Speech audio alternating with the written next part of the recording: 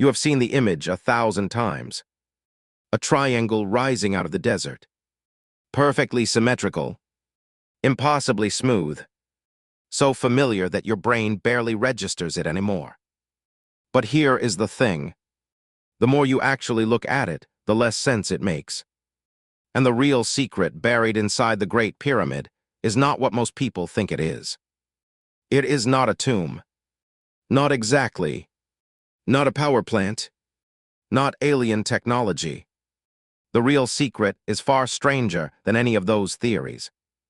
It is the fact that no archaeologist, no engineer, no physicist alive today can fully explain how a civilization that had not yet invented the wheel built the most precisely aligned structure on the surface of the Earth. Think about that for a moment. You are standing in 2560 BC. You have no iron tools, no pulleys, no cranes, no GPS, no laser levels. And yet your job is to place 2.3 million stone blocks, some weighing as much as 80 tons, into a formation so geometrically precise that the margin of error across its entire 230-meter base is less than 2.1 centimeters. That is not ancient. That is barely achievable today. So how did they do it? The honest answer is that we do not fully know. And that is not a conspiracy. That is just archaeology admitting its limits. Here is what we do know. The Great Pyramid of Giza was built during the reign of Pharaoh Khufu, around 2560 BC. It took somewhere between 10 and 20 years to complete. It stands 146 meters tall, which made it the tallest man-made structure on Earth for nearly 4,000 years. No other building surpassed it, until the Lincoln Cathedral was completed in England in 1311 AD.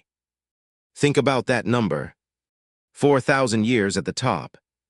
But here is where your brain starts to short-circuit. The pyramid is not just tall. It is perfectly oriented to true north. Not magnetic north. True north. The rotational axis of the Earth. The four sides of the pyramid are aligned to the cardinal directions, with an accuracy of 0.05 degrees. Modern engineers building with GPS and satellite data average an error of about 0.2 degrees. The ancient Egyptians beat modern engineers by a factor of 4. Using sticks and stars, how? Egyptologist Kate Spence at Cambridge University proposed in 2000 that the builders used a pair of stars that rotated around the celestial North Pole. By watching when those two stars were perfectly vertical, they could identify true north with extraordinary precision. It is a brilliant theory. It is also still just a theory. Because the stars Spence identified would only produce that alignment during a specific year, and the date does not perfectly match other archaeological records. So even the best explanation we have comes with an asterisk. Now let us talk about the stones themselves. Because this is where the mystery deepens. Most of the pyramid's core blocks weigh between 2.5 and 15 tons. There are 2.3 million of them.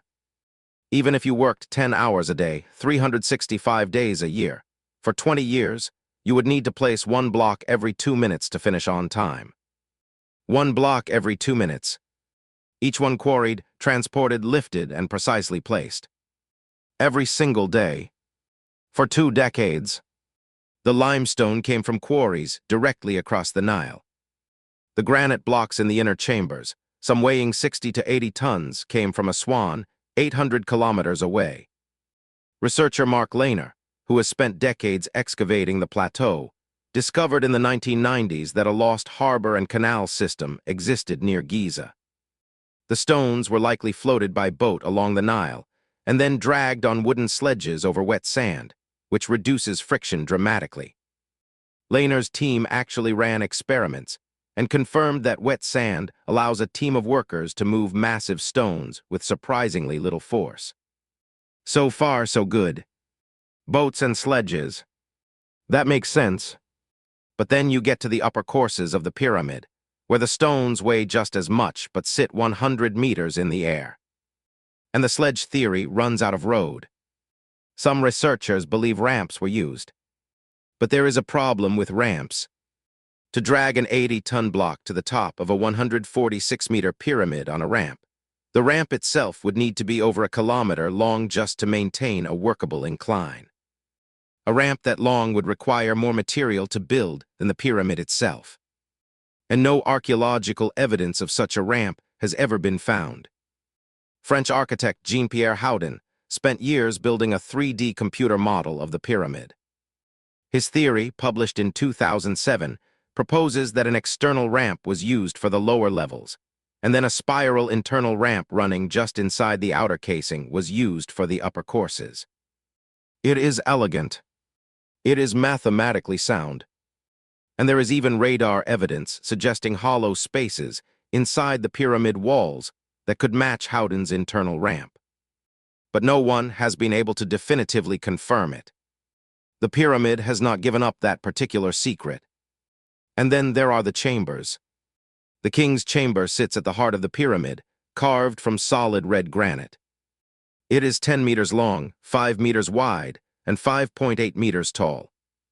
Above it are 5 so-called relieving chambers, designed to distribute the enormous weight of the stone above and prevent the ceiling from collapsing.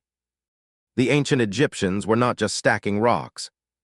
They understood structural load distribution in a way that would not be formally theorized in the West for another 4,000 years. But here is the detail that stops most engineers cold.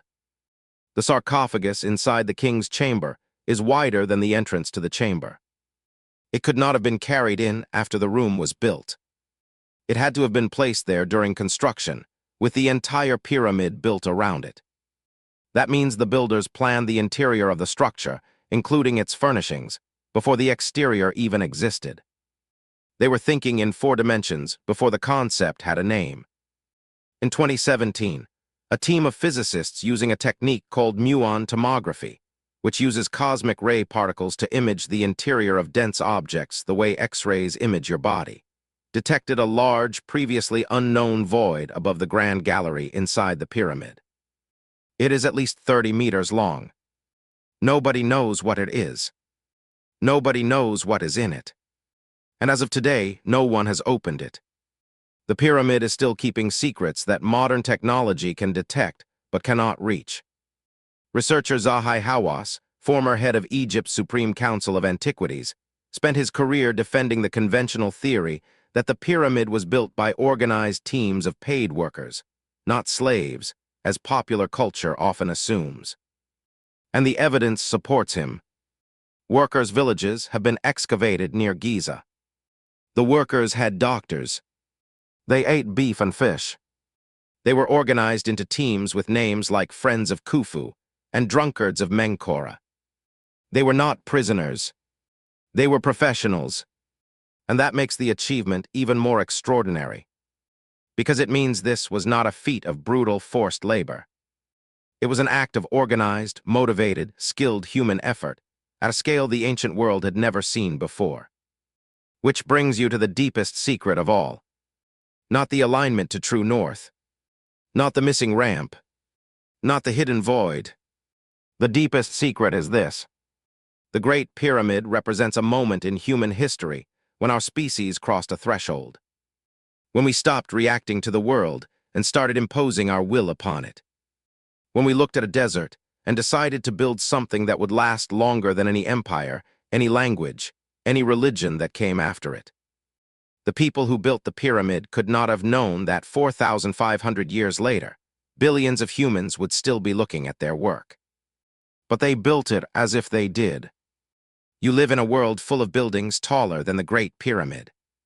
You have smartphones and satellites and machines that can see inside solid stone.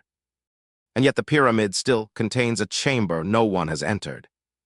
Still contains engineering choices no one can fully reverse engineer. Still points to true north with a precision that embarrasses modern construction. You have seen the image 1,000 times.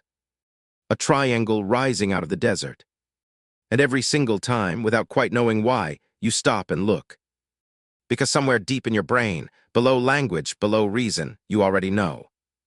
That thing should not exist. And yet here it is. That feeling is not ignorance.